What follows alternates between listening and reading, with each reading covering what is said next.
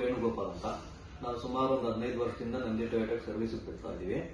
ನಮ್ಮ ಇವರು ಆಡಿಟೇಟರ್ ಬಂದ್ಬಿಟ್ಟು ರಾಮನ್ಜಿ ಅಂತ, ಅವ್ರ ಕಡೆಯಿಂದ ನಾವು ಸರ್ವಿಸ್ ಮಾಡಿಸ್ತಾ ಇರೋದು ಸುಮಾರು ಒಂದು 15 ವರ್ಷದಿಂದ. ನಮ್ದು ವರ್ಣಿಕಾ ಟೂರ್ಸ್ ಅಂಡ್ ಟ್ರಾವೆಲ್ಸ್ ಅಂತಿದೆ. ನಮ್ಮ ಹತ್ರ 15 ಗಾಡಿಯಿಂದ 20 ಗಾಡಿವರೆಗೂ ಇದೆ. ನಮ್ಮ ಹತ್ರ ಬರೀ ಇನೋವಾ, ಐಕ್ರಾಸು ಈ ತರ ಗಾಡಿನೇ ಇರೋದು.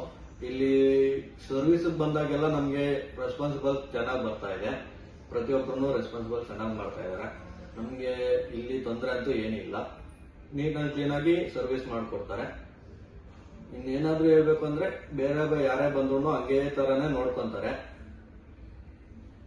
ಓವರ್ ಆಲ್ ನಮ್ಗೆ ಕಸ್ಟಮರ್ಸ್ ನಮ್ದು ಬಂದು ಎಲ್ಲೋ ಕೊಡು, ನಾವು ಕಸ್ಟಮರ್ಸ್ ಎಲ್ಲ ಕರ್ಕೊಂಡು ಹೋದಾಗ ಅವರು ಕೇಳ್ತಾರೆ ನೀವು ಯಾವ ಕಡೆ ಸರ್ವಿಸ್ ಮಾಡಿಸ್ತೀರಾ ಏನು ಅಂತ. ಅವ್ರ ಕಡೆಯಿಂದನೂ ಫೀಡ್ಬ್ಯಾಕ್ ಚೆನ್ನಾಗಿ ಬರ್ತಾ ಇದೆ ನಮ್ಗೆ ನಂದಿ ಟೊಯೋಟಾ ಕಡೆಗೆ.